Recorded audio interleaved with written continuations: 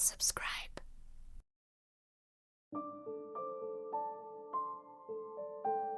At 7 p.m. on the 17th of July, 1981, more than 1,000 people were gathered in the atrium of the Hyatt Regency Kansas City Hotel for a tea dance, when a structural failure occurred. Two skywalks which crossed the lobby collapsed, crashing down onto the revelers below. The incident would cause the greatest loss of life from a structural collapse in American history, only ever to be superseded, 20 years later, by the destruction of New York City's World Trade Center. The Hyatt Regency Kansas City Hotel was part of the Crown Center complex, a suite of buildings owned by Hallmark Cards consisting of both retail and residential space. The hotel stood 45 stories tall with more than 700 rooms available for guests, as well as a grand ballroom and exhibition space. It was a popular venue, and the tea dances held there each weekend had swiftly become a phenomenon, drawing in ever-increasing crowds. People came to drink, dance, meet their friends, and enjoy an evening out on the town. By all accounts, the hotel was doing well. Construction had been completed just a year before 1980,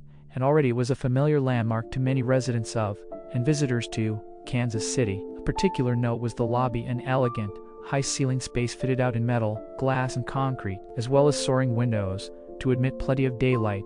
It also boasted 3 walkways which spanned the length of the atrium at the second, third, and fourth floors. These walkways were left open during the tea dances, and people often gathered on them to look down at the crowd below. They afforded an excellent view of the entire lobby, and of the live band providing the entertainment. Survivors of the disaster which unfolded on the 17th of July, 1981, report that there was little warning before the collapse occurred. At 7:05 p.m. several loud popping sounds were heard. Just seconds later, the fourth-floor walkway failed, collapsing straight downwards onto the second-floor walkway, which failed in turn. The combined mass of both walkways crashed down onto the densely packed crowd occupying the ground floor of the lobby. Many victims who were caught in the collapse were killed instantly, but some did survive. They were left trapped in the mangled wreckage of the 2 walkways, pinned in place by concrete, glass, and steel, gravely injured and inaccessible to rescuers. Worse still, the hotel's sprinkler system ruptured, flooding the ruined lobby with hundreds of gallons of water. Having survived the collapse,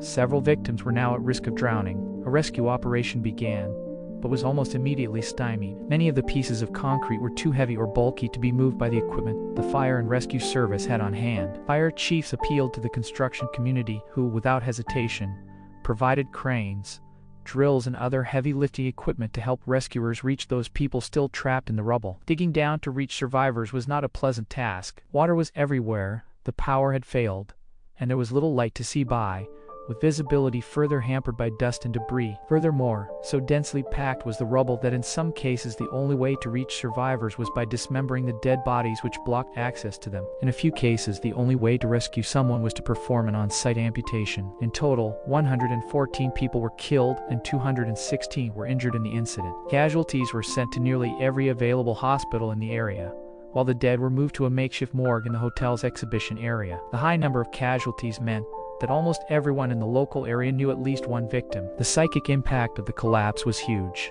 An investigation was launched to find the cause, and its focus quickly narrowed to the construction of the walkways. Analysis of the wreckage showed that a change had been made from the original plans. The walkways for floors 2 and 4 were directly above one another. In the original plans, they depended from the same long hanger rods, but in actual fact these long rods have been switched out in each case, with 2 shorter rods. The seemingly innocuous switch had been made based on a proposal from the manufacturer of the steel rods. Long rods would have to be threaded along their full length, and would thus be easily damaged during installation. Replacing each long rod with 2 shorter rods would make things much easier to manage, they said, and so 2 rods were installed in each case. It was never taken into account that this would change the forces which acted upon the walkways. In this new configuration, the beams of the 4th floor walkway, where the hanger rods were attached, now had to bear twice the load they had originally been intended to hold. This, combined with the number of guests crowded on the walkway during the tea dance on the 17th of July, 1981, was what had precipitated the collapse. Analysis of the wreckage revealed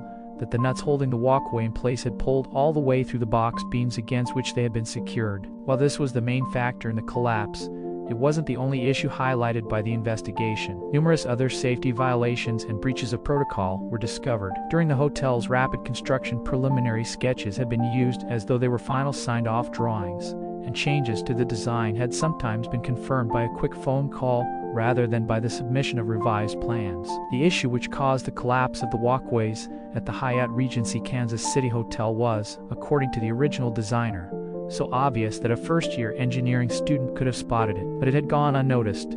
With the various companies and contractors involved in the construction of the hotel, all assuming that someone else had done the work of verifying designs and running calculations. The disaster and the hundreds of deaths which resulted from it had been caused, in short, by poor communication and a laissez-faire attitude during a rushed construction project. The engineering firm Jack D. Gillum and Associates had been responsible for the original design and had approved the final drawings. In the aftermath of the disaster, they were stripped of their license to operate in 3 states, as well as their membership of the American Society of Civil Engineers. No criminal charges were pursued against the firm, but owner Jack D. Gillum, who had been an engineer of note on the project, was haunted by the disaster for the rest of his life. He spent his remaining years lecturing and speaking about his involvement in the hope that the story would scare young engineers out of making the same mistakes that he and his company did. More than 300 civil suits were brought against those involved in the construction and management of the hotel. These lawsuits yielded billions of dollars in compensation,